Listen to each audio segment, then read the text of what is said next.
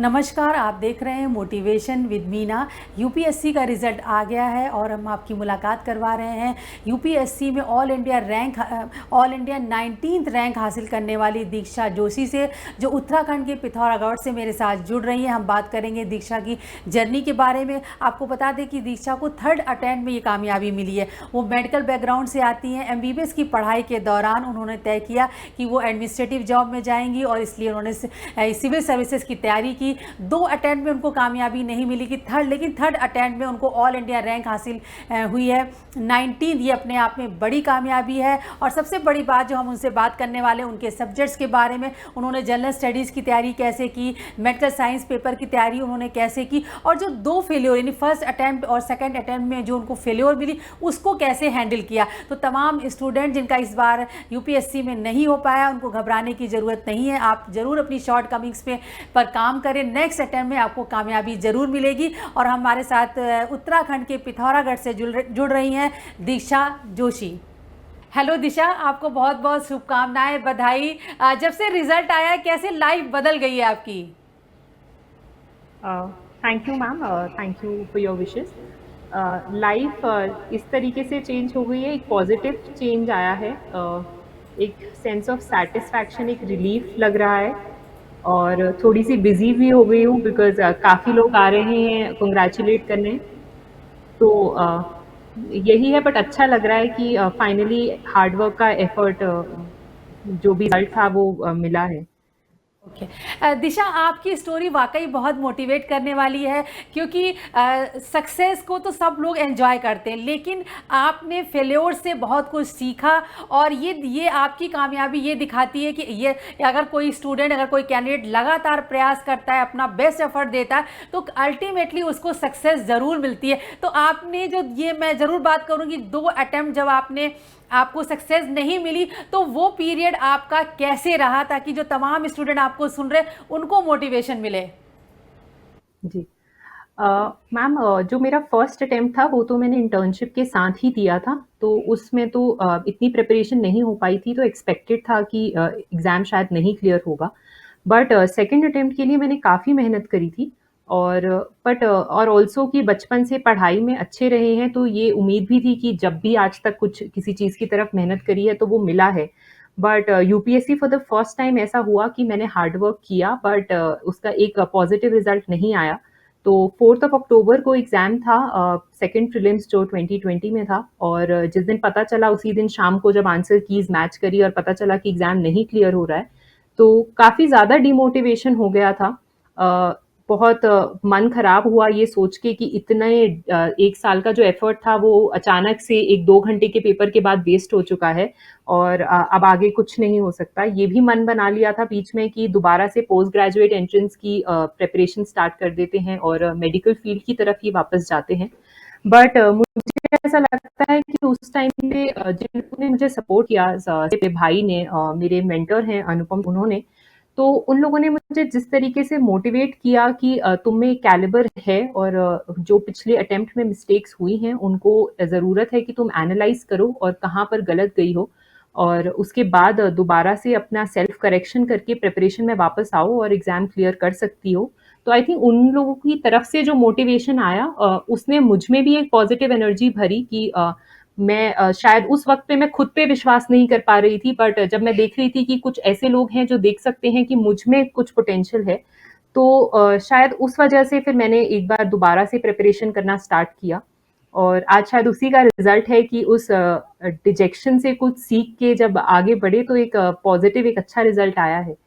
जो इस बार भी यूपीएससी का रिजल्ट आया, बहुत सारे कैंडिडेट उन्होंने बहुत मेहनत की, दिन रात पढ़ाई की, लेकिन इस साल उनका क्लियर नहीं हुआ। तो मैं ये जानना चाहती हूँ कि जब आपका सेकंड अटेम्प्ट में नहीं हुआ, जैसा कि आप कह रही हैं कि आपने बहुत सीरियसली इसकी प्रिपरेशन की थी, तो क्या आप ऐसे 2-3 फैक्टर बता सकती हैं कि जो कमियां रह गई, ताकि इस साल जिन स्टूडेंट्स का नहीं हो पाया है वो फिर से उनको एक मोटिवेशन मिले और वो नए जोश के साथ में फिर से तैयारी करें? तो 2-3 की फैक्टर जो आपको लगता है कि आपकी कमी रह गई थी, आपकी शॉर्ट कमिंग थी, जिसको कि आपने थर्ड अटेम्प्ट में ओवरकम किया। जी। मैम, आई थिंक सबसे पहले बिकॉज़ मेरा प्रीलिम्स स्टेज पे ही एग्ज़ाम नहीं क्लियर हो पा रहा था, तो वहाँ पे मुझे जो लगा कि मैंने हार्ड वर्क बहुत ज़्यादा किया था, बट एक तरीके का स्मार्ट वर्क नहीं किया था।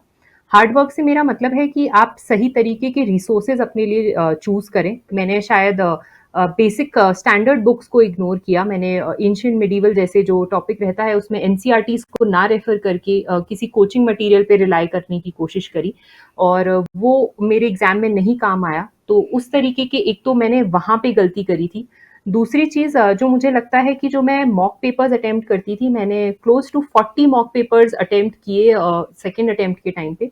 बट लेकिन मैंने ये बात बाद में रियलाइज़ करी कि शायद मैं माइंडलेसली बस पेपर्स अटेम्प्ट कर रही थी, पर कभी पेपर्स का एनालिसिस पे मैंने ध्यान नहीं दिया था। जो भी पेपर्स मैं अटेम्प्ट करती थी उसमें एक 90 टू 100 के बीच का स्कोर रहता था। डिस्पाइट कि मैंने इतने सारे पेपर्स अटेम्प्ट कर लिए हैं, वो स्कोर इम्प्रूव नहीं हो रहा था, और कभी इस बात पे ध्यान देने की कोशिश नहीं करी कि वो स्कोर क्यों नहीं इम्प्रूव हो रहा है। हमेशा लगा कि शायद नॉलेज गैप है, नहीं पढ़ा है, तो उस चक्कर में और ज़्यादा इन्फॉर्मेशन गैदर करने की कोशिश करती रही, और ये दूसरी गलती मुझे लगता है कि मैंने करी। और तीसरी गलती जो थी वो on the day of the exam थी, कि एंग्ज़ायटी बहुत ज़्यादा अपने अंदर डेवलप कर ली थी। एक तरीके का प्रेशर क्रिएट कर लिया था दिमाग में कि एग्ज़ाम तो क्लियर करना ही है, और जब ये प्रेशर क्रिएट हो गया था तो वहाँ पे क्वेश्चंस को पढ़ने में, हर चीज़ में बहुत ज़्यादा डिफ़िकल्टी आ रही थी। इनफैक्ट मैंने ओएमआर में आंसर गलत एक बबल फिल कर दिया था, और जब वो बबल गलत फिल हुआ तो एंग्ज़ायटी के चक्कर में दूसरा बबल भी गलत फिल कर दिया। तो इस तरीके के कुछ इश्यूज़ थे जो मुझे लगा कि मैंने अपनी प्रिपरेशन में ये गलतियाँ करी, और इन्हीं को मैंने करेक्ट करने की कोशिश करी अपने नेक्स्ट अटेम्प्ट में। दिशा, मुझे लगता है कि आपने जो ये एक जो आपकी क्या शॉर्ट कमिंग रही, मुझे लगता है तमाम सारे स्टूडेंट्स जो आपको सुन रहे हैं उन्हें भी लगेगा कि जिनका इस साल नहीं हो पाया उनको परेशान होने की नहीं ज़रूरत नहीं। जिस तरह दिशा ने अपनी कमियों को पर वर्क किया और वो थर्ड अटेम्प्ट में कामयाब हुई, तो यही अप्रोच होनी चाहिए शायद एक सक्सेसफुल कैंडिडेट के लिए। ये बात बहुत ज़रूरी रहती है। दिशा, मैं आपके सब्जेक्ट्स के बारे में बात करूँगी, लेकिन ओवरऑल आप बताइए, एक तो आप मेडिकल बैकग्राउंड से आती, आपने एमबीबीएस करना खुद अपने आप में इतना टफ होता है, मेडिकल का एंट्रेंस क्लियर करना, मेडिकल कॉलेज में एडमिशन मिलना, फिर एमबीबीएस करना, तो ये आपने एमबीबीएस छोड़ के यूपीएससी कैसे डिसाइड किया? डेफिनेटली मैम, एमबीबीएस काफ़ी रिगरस एक कोर्स है। आपका 4.5 ईयर्स का स्टडी पीरियड रहता है और 1 साल की इंटर्नशिप रहती है। इंडिविजुअल लेवल पे सिर्फ एक पेशेंट की एक बीमारी को ठीक कर पाऊँ, या फिर एक दिन में जितने भी पेशेंट्स मेरे पास आएंगे मैं उन्हीं को एड्रेस कर पाऊंगी। लेकिन अगर एडमिनिस्ट्रेशन में जाएंगे और एक फंडामेंटली नीचे ग्रास रूट लेवल पे बेटर पॉलिसीज को अगर मैं इम्प्लीमेंट करने में अपना कॉन्ट्रीब्यूशन दे सकूं, तो एक प्रिवेंटिव और प्रमोटिव हेल्थ केयर के एस्पेक्ट को भी हम एड्रेस कर पाएंगे। और मुझे लगा कि ये शायद मैं बेहतर तरीके से कर सकती हूँ, इसीलिए मैंने सिविल सर्विसेज में आने का डिसाइड किया। जैसा कि दिशा, मैं आपसे बात कर रही हूँ, आपने बताया कि सेकंड अटेम्प्ट में अभी सफलता नहीं मिली, प्रीलिम में भी नहीं आ पाई। इस साल जो रिजल्ट आया आपकी 19th rank all India level आना बहुत बड़ी कामयाबी, ये एक्सपेक्टेड रिजल्ट था या फिर ये कुछ सरप्राइजिंग सा था? मैम, डेफिनेटली एग्ज़ाम अच्छे हुए थे। मेंस का पेपर मेरी एक्सपेक्टेशंस के हिसाब से था, जैसी प्रिपरेशन की थी। तो उम्मीद तो थी कि पॉजिटिव रिजल्ट आना चाहिए, बट डेफिनेटली रैंक एक जो यूपीएससी के एग्ज़ाम में रहता है वो आप नहीं प्रिडिक्ट कर सकते कि क्या रैंक आएगा। तो वो डेफिनेटली एक तरीके का सरप्राइज़ ही था कि कौन-सा रैंक आ जाएगा। बट ये होप थी कि शायद लिस्ट में तो नाम आ ही जाएगा। सब्जेक्ट्स के बारे में बात करना चाहती हूँ। तमाम स्टूडेंट जो आपको सुन रहे हैं वो आपके ये जानना चाहते हैं कि दिशा ने पढ़ाई कैसे की। तो दो इम्पॉर्टेंट सब्जेक्ट हैं, एक तो जनरल स्टडीज़ के बारे में और दूसरा आपका ऑप्शनल सब्जेक्ट क्या था? मैम, ऑप्शनल मेडिकल साइंस था मेरा। तो पहले मैं जानना चाहती हूँ कि आप मुझे बताइए, तमाम स्टूडेंट जो आपको सुन रहे हैं, जनरल स्टडी की तैयारी कैसे करनी चाहिए? आपने कौन कौन सी बुक्स पढ़ी, कैसे आपने प्रिपरेशन की? मैम, जनरल स्टडीज़ में 4 पेपर्स होते हैं। तो जीएस 1 में अगर हिस्ट्री के लिए बोलूँ तो मॉडर्न हिस्ट्री में मैंने स्पेक्ट्रम जो बुक है वही रेफ़र करी थी, प्रीलिम्स के लिए भी और मेंस के लिए भी। एंशिएंट और मिडीवल के लिए एनसीईआरटीज़ को यूज़ किया था, ओल्ड एनसीईआरटीज़ जो रहती हैं उनको यूज़। उसके अलावा ज्योग्राफी को रेफ़र किया। सोसाइटी मैंने विजन आईएएस का स्मृति मैम का एक मटेरियल है, वो मैंने एक फ्रेंड से लिया था तो उसको यूज़ किया। के लिए यूज़ किया था। जीएस पेपर बात करें तो वहाँ पर के लिए स्टैटिक पोर्शन के लिए मैंने लक्ष्मीकांत यूज़ करी थी। और जो करंट अफेयर्स था, जो पॉलिटी और इंटरनेशनल रिलेशंस जो उसमें कवर होता है, उसके लिए मैंने विजन आईएएस का मेंस 365 का जो मटेरियल आता है उसको यूज़ किया था। और दिपिन सर के जो करंट अफेयर्स क्लासेस मटेरियल हैं उसको मैंने यूज़ किया था। तो ये 2 सोर्सेज़ थे जिनको मैंने करंट अफेयर्स के लिए पेपर 2 में रेफ़र किया। पेपर 3 में मैंने इकोनॉमी एंड एग्रीकल्चर का जो पोर्शन है उसके लिए स्टैटिक सोर्सेज के लिए तो मैंने अनुपम सर जो स्मार्ट वर्क लैब्स पे हैं तो उनका मैंने स्टैटिक उनके जो नोट्स थे उनको रेफर किया।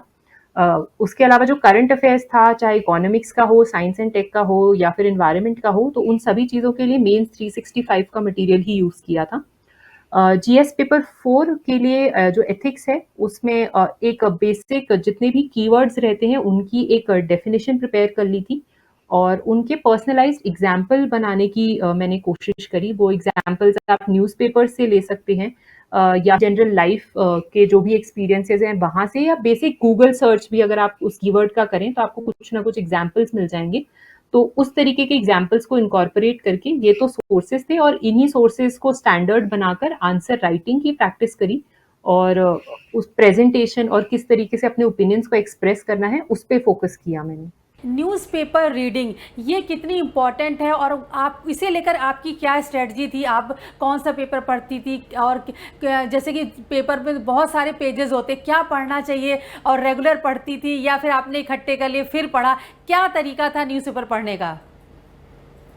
मैम मेरा स्ट्रैटेजी जो न्यूज़पेपर के लिए था वो काफ़ी डिफरेंट था मेजॉरिटी ऑफ कैंडिडेट से।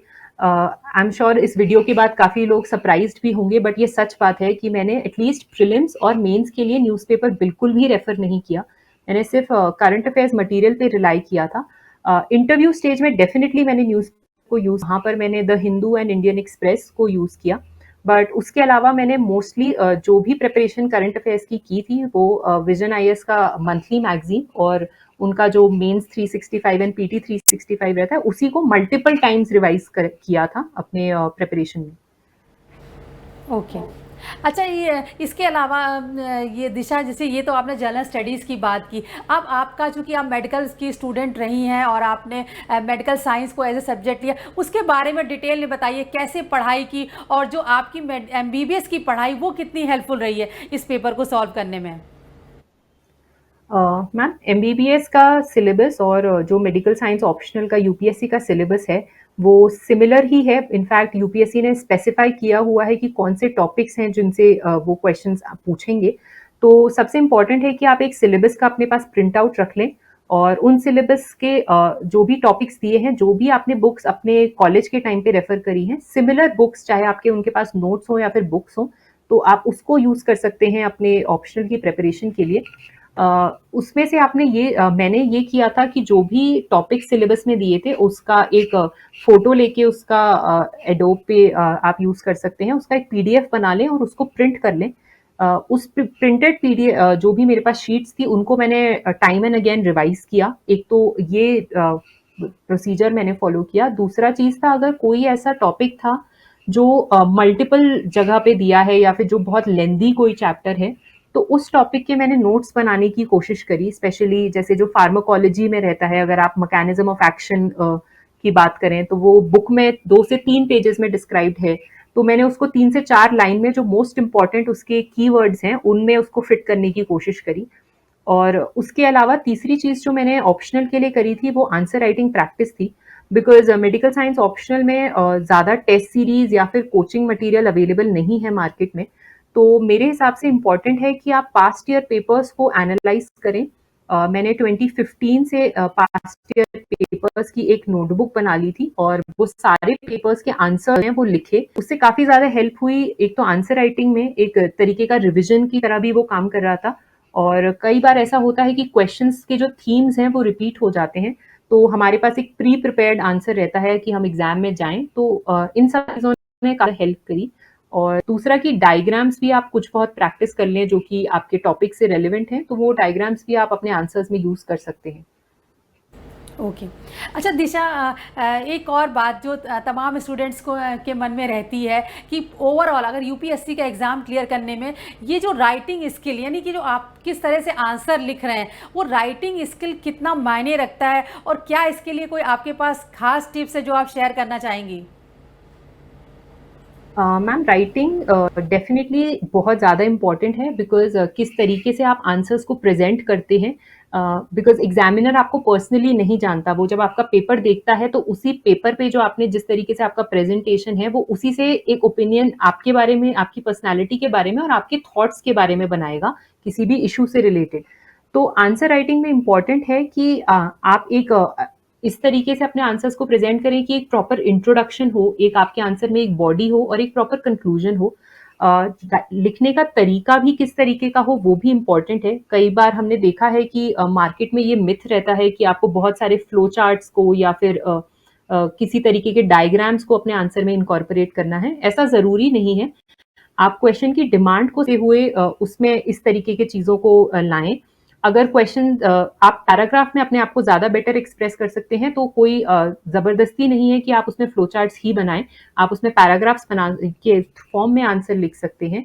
आप बुलेट पॉइंट्स के फॉर्म में आंसर लिख सकते हैं। बट एक मोनोटनी को ब्रेक करने के लिए बीच-बीच में आप चाहे फ्लो चार्ट्स हो या फिर कोई लाइन डायग्राम हो, इस तरीके की चीज़ों का डेफिनिटली यूज़ कर सकते हैं, क्योंकि वो आपकी एक ओवरऑल पेपर को भी अट्रैक्टिव बनाता है और एग्जामिनर के लिए भी थोड़ा-सा कन्वीनियंट हो जाता है।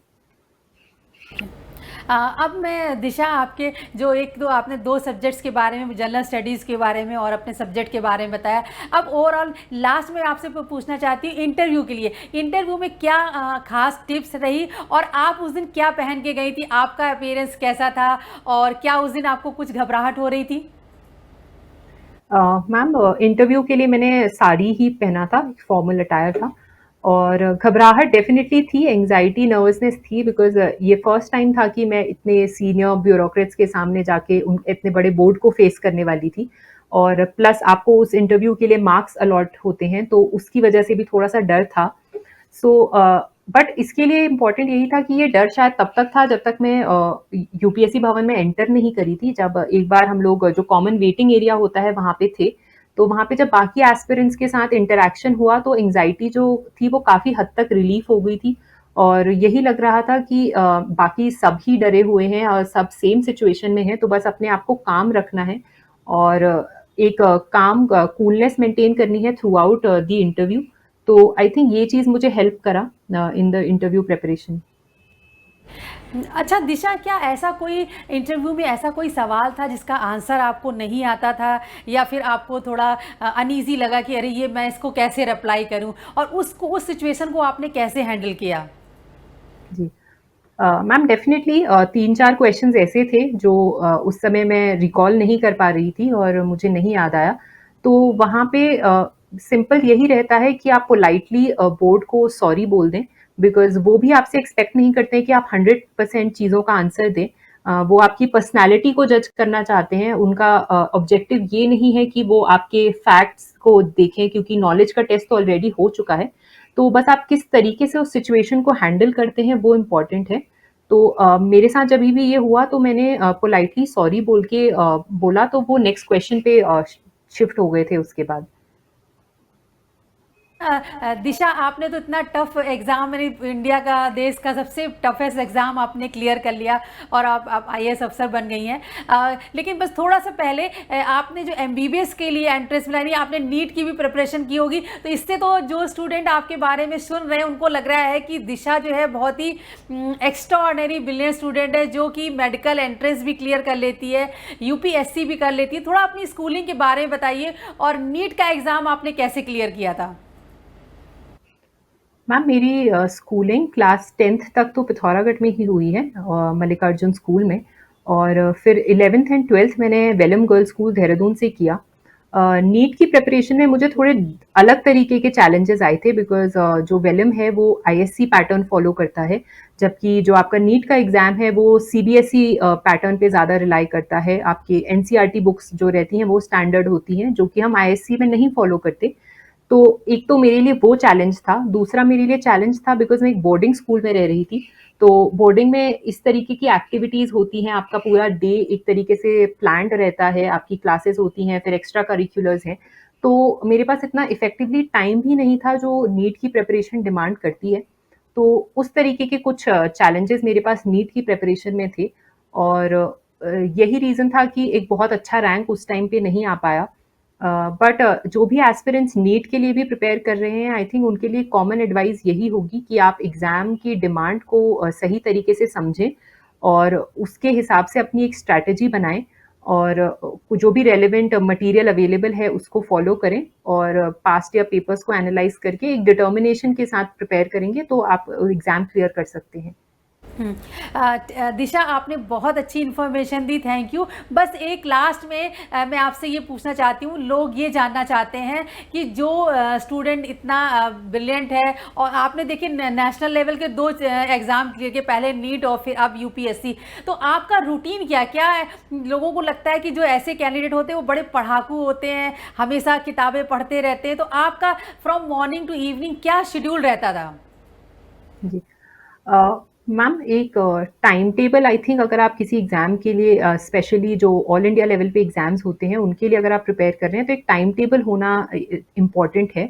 तो मेरा रूटीन कुछ इस तरीके का रहता था कि सुबह 7 या 8 बजे के आसपास मैं उठ जाती थी और उसके बाद सुबह की पढ़ाई 3 से 4 घंटे करने के बाद एक दिन के पीरियड में मैं ब्रेक लिया करती थी, जो ब्रेक होता था कि जिससे खाना आप खा लें या फिर एक छोटा नैप ले लें। तो उस तरीके का मैं दिन में रूटीन फ़ॉलो करती थी। फिर शाम में एक स्लॉट में अगर आप पढ़ लें और कुछ इवनिंग टाइम मुझे लगता है हेल्थ इज़ ऑल्सो इम्पोर्टेंट, तो आप शाम का कुछ टाइम एक्सरसाइज़ कर सकते हैं, चाहे आप इवनिंग वॉक्स कर सकते हैं। तो मैं उस तरीके का कुछ एक्टिविटी विद द म्यूज़िक वो करना पसंद करती थी और फिर उसके बाद कुछ टाइम फैमिली के साथ स्पेंड करके, उनसे बात करके या फिर फ्रेंड्स के साथ इंटरैक्ट करके, तो फिर एक रात का एक स्लॉट 3 से 4 घंटे का वो रखती थी कि कुछ टाइम तब पढ़ के फिर अपना 6 से 7 घंटे सो लेते थे। बड़ी कामयाबी के लिए बहुत कुछ सैक्रिफाइस करना पड़ता है। क्या आपको भी कुछ सैक्रिफाइस करना पड़ा कि थोड़ा फ्रेंड्स से दूरी बनानी है या जो फैमिली गैदरिंग्स है उनसे दूर रहना है, टीवी नहीं देखना है, कुछ इवेंट्स, कुछ फेस्टिवल से थोड़ा अपने को डिस्टेंस मेंटेन करना है? तो ये यूपीएससी की प्रिपरेशन के दौरान क्या आपको कुछ सैक्रिफाइस करना पड़ा? मैम डेफ़िनेटली ये एग्ज़ाम इतना लंबा है और प्लस एक तरीके का डिटर्मिनेशन, एक फ़ोकस डिमांड करता है। तो सैक्रिफ़ाइसेस करने पड़े हैं इन द सेंस कि फ्रेंड से थोड़ा-सा कट होना पड़ा था। इतना फंक्शंस मैं नहीं जा पाती थी। इनफैक्ट रिलेटिव्स की हमेशा ये कंप्लेन रहती थी कि मैं हमेशा एब्सेंट रहती हूँ, कोई भी सोशल गैदरिंग हो, चाहे वो शादी हो या कोई और ओकेज़न हो। उनसे इतनी बात भी नहीं हो पाती थी टाइम टू टाइम। बट मुझे ऐसा लगा कि जब आप किसी गोल को अपने लिए डिसाइड कर लेते हैं, तो इम्पॉर्टेंट है कि आप अपने लक्ष्य पे फ़ोकस रखें और जो भी बीच में बाधाएँ आती हैं, उनसे डिस्ट्रैक्ट ना हों। तो अगर आप उस फ़ोकस के साथ करेंगे, तो इतना चैलेंजिंग नहीं होता है इन सब चीज़ों को डील करना। जब आपको आपको कामयाबी मिल गई है और आप जल्दी आपको कोई जल्दी कोई आपको असाइनमेंट मिल जाएगा और अब आप एज ए आईएएस ऑफिसर काम करेंगी, क्या ड्रीम है, क्या बदलना चाहती हैं, क्या करना चाहती हैं आप? जी। अ, मैम जब जो भी मोस्ट इम्पोर्टेंट तो यही रहेगा कि जो भी मुझे कैडर एलोकेट होता है या फिर जो भी डिपार्टमेंट में मुझे काम करने का मौका मिलेगा, तो उस डिपार्टमेंट के जो भी बेसिक चीज़ें हैं, उनसे मैं जस्टिस कर सकूँ, एक तो सबसे इम्पोर्टेंट चीज़ तो यही होगी। दूसरी कि जो भी गवर्नमेंट की पॉलिसीज़ हैं, उनको मैं सही तरीके से इम्प्लीमेंट कर सकूँ और उनके बारे में अवेयरनेस स्प्रेड करूँ ताकि उसका बेनिफिट मैक्सिमम लोगों को मिल सके, ये इस उद्देश्य के साथ मैं चलना चाहूँगी। और तीसरी चीज़ होगी कि हेल्थ जो है एक एरिया वो मेरे काफ़ी क्लोज़ है बिकॉज़ मैं उस बैकग्राउंड से आती हूँ, तो हेल्थ और एक एजुकेशन पे अगर मैं अपनी तरफ से कुछ कंट्रीब्यूट कर पाऊँगी, तो मुझे काफ़ी खुशी होगी। ओके, थैंक यू दिशा। बहुत अच्छा लगा आपसे बात करके, और मुझे उम्मीद है कि आपने जो तमाम सारी बातें बताई हैं, सक्सेस के लिए कुछ टिप्स शेयर किए, वो हमारे तमाम स्टूडेंट्स के बहुत काम आएंगे। Thank you ma'am, thank you. तो ये थी दीक्षा जोशी, जिन्होंने यूपीएससी में 19th रैंक हासिल की है। कई इंपॉर्टेंट बातें दीक्षा ने हमारे साथ शेयर की, कैसे उन्होंने जनरल स्टडीज़ की तैयारी की, कौन कौन से पेपर होते हैं, किस तरह कौन सी उन्होंने बुक्स पढ़ी, कैसे उन्होंने नोट्स तैयार किए। इसके अलावा एमबीबीएस की जो सिलेबस था, उसके जो सब्जेक्ट्स थे, उसकी बुक्स थी, उसके नोट्स थे, वो कैसे उनकी यूपीएससी की प्रिपरेशन में काम आए, और उनका खास तौर पे दीक्षा का रूटीन क्या था। और तमाम स्टूडेंट जो ये इंटरव्यू देख रहे हैं, और ख़ास तौर पे जिन्हें इस बार कामयाबी नहीं मिली, उन्हें बिल्कुल घबराने की ज़रूरत नहीं है। आप अगर लगातार प्रयास करते हैं तो आपको कामयाबी ज़रूर मिलेगी। आप देखते रहिए मोटिवेशन विद मीना।